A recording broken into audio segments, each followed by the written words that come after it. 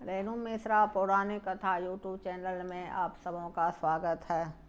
आज मैं तुलसी विवाह और उनके जन्म की कहानी सुनाने जा रही हूँ। भोलेनाथ को कार्तिक और गणेश जी के अलावा भी एक पुत्र था जिनका नाम था जलंधर। उनका उत्पत्ति समुद्र से हुआ था।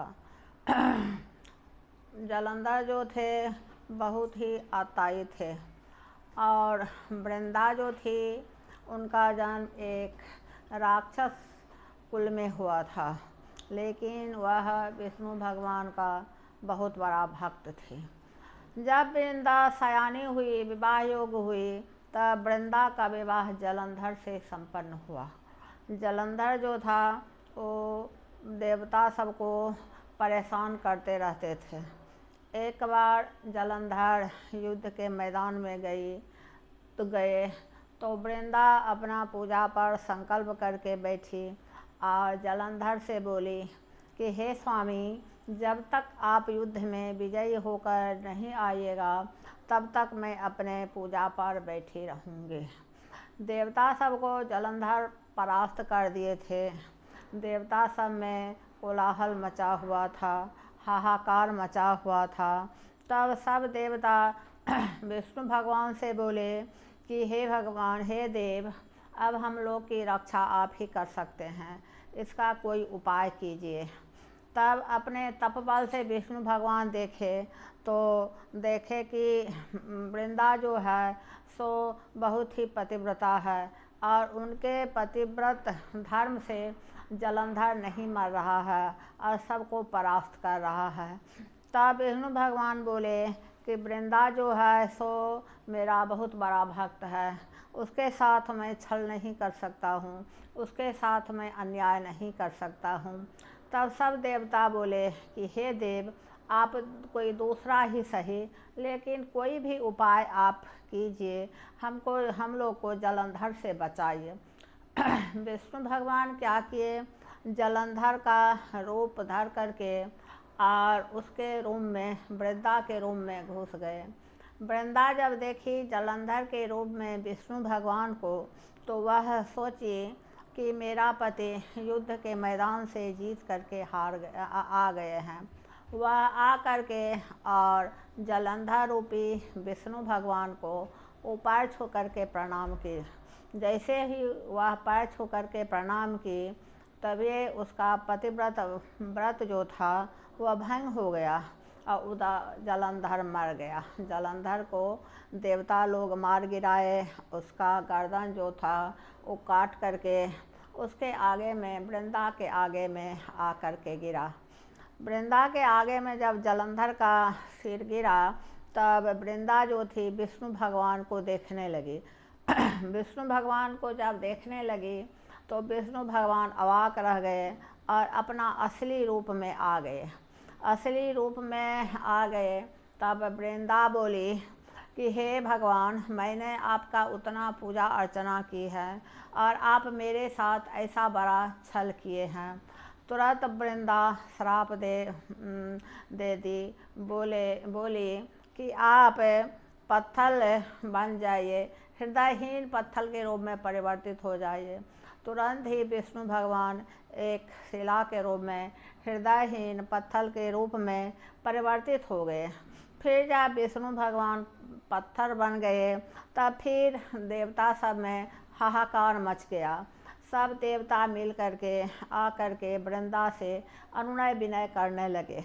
जब सब देवता सब मिल करके अनुनय विनय करने लगे अपना वृंदा को अपना साप वापस करने के लिए, तब वृंदा जो थी वह अपना साप वापस कर ले। उसके बाद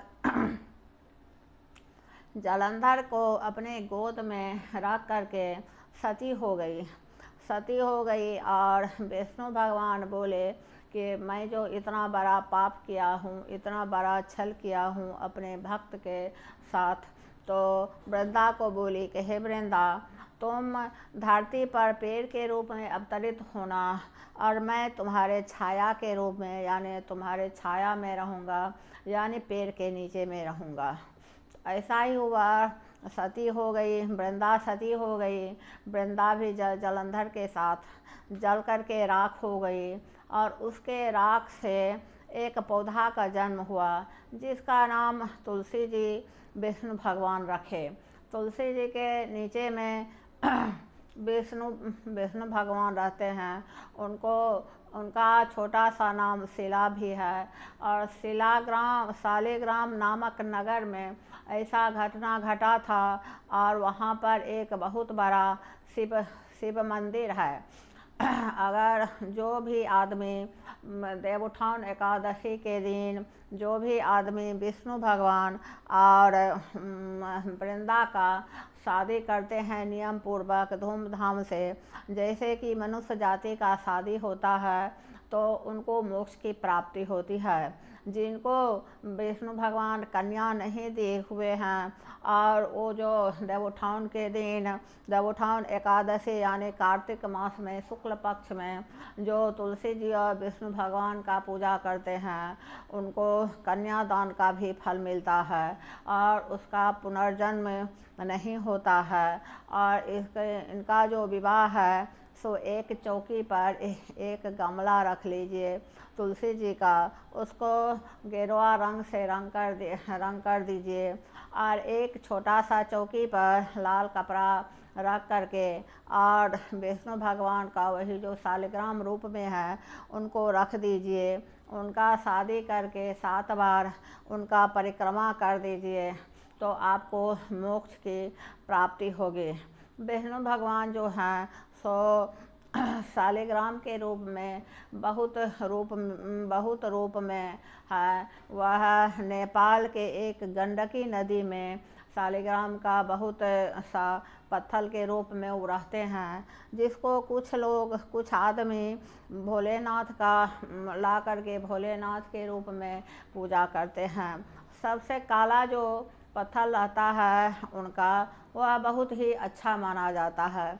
उससे जो थोड़ा कम काला रहता है तो उससे थोड़ा मतलब कम प्रभाव डालने वाला माना जाता है। और उससे जो रहता है कुछ तो उसको आदमी कहते हैं कि यह मिश्रित फल देने वाला है। अगर आप लोग को मेरा स्टोरी अच्छा लगे तो मेरे वीडियो को आप लोग सब्सक्राइब कीजिएगा, मेरे चैनल को लाइक कीजिएगा, कमेंट कीजिएगा। धन्यवाद।